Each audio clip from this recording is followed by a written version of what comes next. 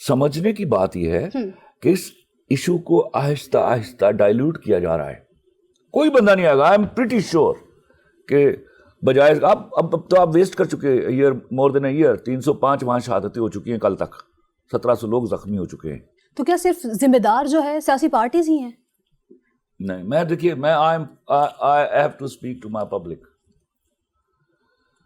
یہ ایسے ڈھکوسلا لیڈر کب پرورش پاتے ہیں؟ جب ہم ان کو پیدا ہونے دیتے ہیں. یہ قصور میری پبلک کا ہے جس کو 1000 سال تک رعایا رکھا گیا. ان کے اندر ایک رعایا کی سوچ ہے, ان کے اندر جمہور کی سوچ نہیں ہے. رعایا سہتی ہے, جمہور سہتے نہیں ہیں, وہ گریبان سے پکڑ لیتے ہیں. ہوا یہ کہ گریبان سے پکڑ کوئی نہیں رہا, اور جب تک آپ جمہور نہیں بنیں گے آپ کے ساتھ رعایا کا سلوک ہوگا. آپ کو صرف اطلاعیں دی جائیں گی کیونکہ آپ اطلاعیں اور نیوز سننے کے عادی ہو چکے. آپ کو سنا دیا گیا انڈیا نے کشمیر میں 9 لاکھ کی فوج داخل کر دی, آپ نے سنا. اور آپ دیکھیے, اب چھوڑیے اس بات کو, میں اس حکومت کو بھی کیا کہوں. 8 مارچ کو کتنے دن ہوئے تھے انڈیا نے 9 لاکھ فوج بھیجی تھی کشمیر میں؟ 8 مارچ کو بے وقت بے وجہ ایک گھٹیا غلیظ مارچ کر کے ہماری جو وہ بھٹکی ہوئی خواتین وہ وہاں ناچ رہی تھی, اور وہاں میری بیٹیوں کی بہنوں کی عزتیں لوٹی جا رہی تھی, اور گورنمنٹ خاموش تھی. میں کہتا ہوں وہ تو فنڈڈ عورتیں وہ تو کر رہی ہیں, گورنمنٹ کیوں خاموش تھی؟ آپ کو نہیں پتا وہاں کیا تماشا لگا ہوا ہے؟ آپ کو نہیں پتا آپ کے بیٹوں اور بیٹیوں کے ساتھ وہاں کیا ہو رہا ہے؟ جب اس طرح کے نصاب پیدا کیے جاتے ہیں تو اس طرح کی نسل پیدا ہوتی ہے.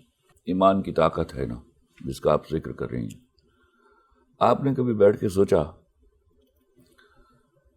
1948 میں اقوام متحدہ نے ریزالو کیا کہ اس کو فیئر پلیبسائٹ کیا جائے, and they never gave us a date, which was compromised when we lost in 1971, اور ایک شملہ معاہدہ ہوا.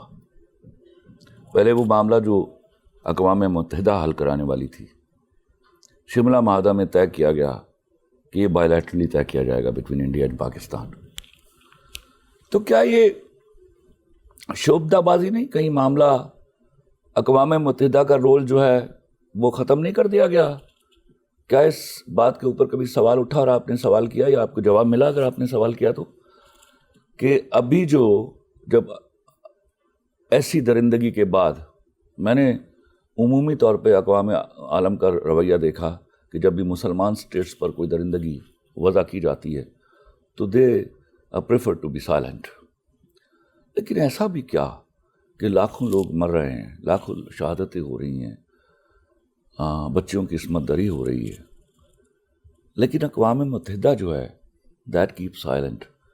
کیا ایسا تو نہیں کہ اس بات کو چھپایا جا رہا ہے اور یہی وہ مظاہر ہیں جو سیریز بن کے چلتے ہوئے ہمارے نصاب تک پہنچ گئے ہیں کہ آج کشمیر کا ایک چیپٹر نہیں ہے آپ کے پاس. آپ کو اپنے بچوں کو بتانے کے لیے آپ کے پاس کچھ نہیں ہے. کل جب آپ کے بچے گرو کریں گے اور وہ پوچھیں گے what is Kashmir, what is the issue, تو کیا وہ امی ابا بتائیں گے؟ کیا یہ سرکار کی اور ہمارے اداروں کی ذمہ داری نہیں تھی کہ ہمارے بچوں کو یہ باقاعدہ ایجوکیٹ کیا جاتا کہ with this particular issue we are living for the last 74 years? آپ کو کبھی لگا کہ ایسا کچھ ہو چکا ہے اور اس پر آہستہ آہستہ ایک بدقسمت خاموشی اختیار کی جا رہی ہے؟ بالکل, آپ کا پوائنٹ بہت ویلڈ ہے, اور میں خود بھی بہت اوپنلی اس کے بارے میں بات کرتی ہوں کہ شملہ ایگریمنٹ کے بعد جو بائی لیٹرلزم کا سٹارٹ ہوا وہ ایک quite openly I have to admit it's been a spectacular failure. 50 سال ہم نے دیے ہیں انڈو پاک ڈائلاگ کو, بہت پبلسٹی ہوتی ہے, فارن سیکریٹریز ملتے ہیں, ٹریک 2 ڈپلومسی ہوئی, cross cultural diplomacy, trade diplomacy, cricket diplomacy and so many other things جو کانفیڈنس بلڈنگ میجرز میں آئے. مگر ایل او سی کا بھی بس ٹریولز, مگر جو روٹ تھی, جو مین ایشو تھا, وہ تو آہستہ آہستہ ڈیزالو ہوتا گیا کیونکہ رزلٹ اورینٹیڈ تو ڈائلاگز نہیں ہوئے.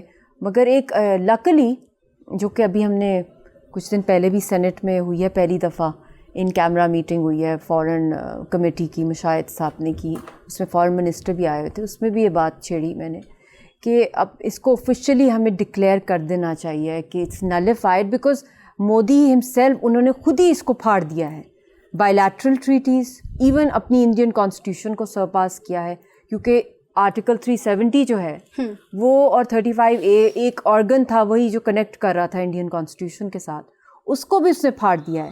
تو ٹیکنیکلی اسپیکنگ یہ سارے بائیلیٹرل جو چیزیں ہیں انہوں نے ہمیں جو مین ہماری اسٹرگل تھی آزادی کی UN کے اندر جو قراردادیں تھی پلیبسٹ کی، وہ اس کو ڈائلیوٹ کیا گیا ہے.